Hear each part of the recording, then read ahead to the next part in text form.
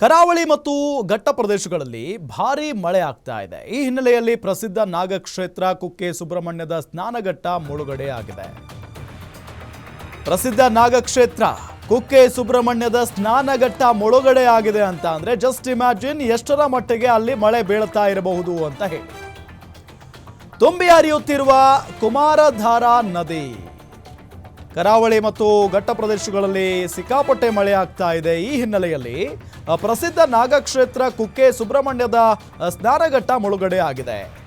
ಕುಮಾರಧಾರಾ ನದಿ ಇದೆಯಲ್ಲ ಅಲ್ಲಿ ಅದು ತುಂಬಿ ಹರಿತಾ ಇದೆ ಅನ್ನೋದು ಗೊತ್ತಾಗ್ತಾ ಇರುವಂಥ ವಿಚಾರ. ಕರಾವಳಿ ಭಾಗದಲ್ಲಿ ಬಹಳಷ್ಟು ಅವಾಂತರಗಳು ಕೂಡ ಸೃಷ್ಟಿ ಆಗ್ತಾ ಇದ್ದಾವೆ ಮಳೆಯಿಂದ. ಮತ್ತೊಂದು ಕಡೆ ಕುಕ್ಕೆ ಸುಬ್ರಹ್ಮಣ್ಯ ದೇವಸ್ಥಾನಕ್ಕೆ ಹೋದವರಿಗೆ ಪ್ರತಿಯೊಬ್ಬರಿಗೂ ಕೂಡ ಗೊತ್ತಿರುತ್ತೆ ಸ್ನಾನಘಟ್ಟ ಎಲ್ಲಿದೆ ಅಂತ ಹೇಳಿ, ಹೇಗಿದೆ ಅಂತ ಹೇಳಿ. ಆ ಸ್ನಾನಘಟ್ಟ ಈಗ ಮುಳುಗಡೆ ಆಗಿದೆ. ಅಂದರೆ ಧಾರಾಕಾರವಾಗಿ ಮಳೆ ಬೀಳ್ತಾ ಇರುವಂಥ ಹಿನ್ನೆಲೆಯಲ್ಲಿ ನೋಡಿ ಅಲ್ಲಿ ಸ್ನಾನಘಟ್ಟ ಕಾಣಿಸ್ತಾನೆ ಇಲ್ಲ. ಆ ರೀತಿಯಾಗಿ ನೀರು ನಿಂತ್ಕೊಂಡಿರೋದು, ಅಂದರೆ ಎಲ್ಲ ಕಡೆಯೂ ಕೂಡ ನೀರು ನಿಂತ್ಕೊಂಡಿದೆ. ಜೊತೆಗೆ ಈಗ ಕುಮಾರಧಾರಾ ನದಿ ಕೂಡ ತುಂಬಿ ಹರಿತಾ ಇರುವಂಥ ಹಿನ್ನೆಲೆಯಲ್ಲಿ ಅಲ್ಲಿ ಭಕ್ತಾದಿಗಳು ಹೋಗೋ ಹಾಗಿಲ್ಲ, ನೀರಿಗೆ ಇಳಿಯೋ ಹಾಗಿಲ್ಲ, ನದಿಗಿಳಿಯೋ ಹಾಗಿಲ್ಲ, ಸ್ನಾನಘಟ್ಟದಲ್ಲೂ ಕೂಡ ಹೋಗೋ ಹಾಗಿಲ್ಲ ಅನ್ನೋ ನಿಟ್ಟಿನಲ್ಲಿ ಸೂಚನೆಯನ್ನು ನೀಡಿದೆ ದೇವಸ್ಥಾನದ ಆಡಳಿತ ಮಂಡಳಿ ಮತ್ತು ಜಿಲ್ಲಾಡಳಿತ ಅನ್ನೋದು ಗೊತ್ತಾಗ್ತಾ ಇರುವಂಥ ವಿಚಾರ. ಯಾಕೆ ಅಂತ ಹೇಳಿದರೆ ಮೊದಲಿಗೆ ಧರ್ಮಸ್ಥಳಕ್ಕೆ ಹೋಗ್ತಾರೆ ಭಾಳ ಜನ. ಧರ್ಮಸ್ಥಳಕ್ಕೆ ಹೋದವರು ಕುಕ್ಕೆ ಸುಬ್ರಹ್ಮಣ್ಯಕ್ಕೆ ಹೋಗ್ತಾರೆ.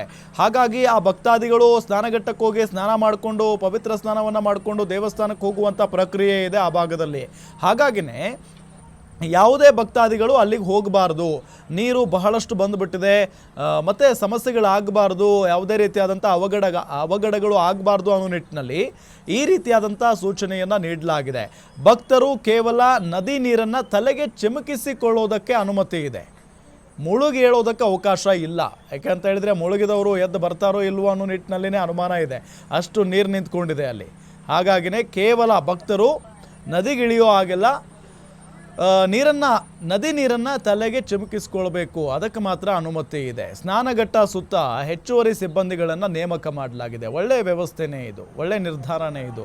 ಯಾಕೆ ಅಂತ ಹೇಳಿದರೆ ನಮ್ಮ ಜನ ಮಾತು ಕೇಳಲ್ಲ. ಕೆಲವೊಂದಿಷ್ಟು ಭಕ್ತರು ಏನು ಮಾಡ್ತಾರೆ, ಇಲ್ಲ ನಾವು ಸ್ನಾನ ಮಾಡಿಕೊಂಡೇ ಹೋಗಬೇಕು ಅಂದರೆ ನಮಗೆ ಒಂದು ತೃಪ್ತಿ ಅನ್ನೋ ನಿಟ್ಟಿನಲ್ಲಿ ಏನು ಮಾಡ್ತಾರೆ, ನದಿಯಲ್ಲಿ ಇಳಿದು ಬಿಡ್ತಾರೆ ಸ್ನಾನಕ್ಕಾಗಿ.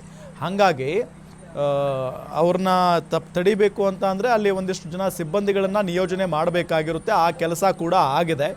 ಪ್ರಕೃತಿ ವಿಕೋಪ ತಡೆ ಸಿಬ್ಬಂದಿ ನೇಮಕಕ್ಕೆ ಸ್ಥಳೀಯರು ಆಗ್ರಹಿಸಿದ್ದಾರೆ ಅನ್ನೋದು ಗೊತ್ತಾಗ್ತಾ ಇದೆ.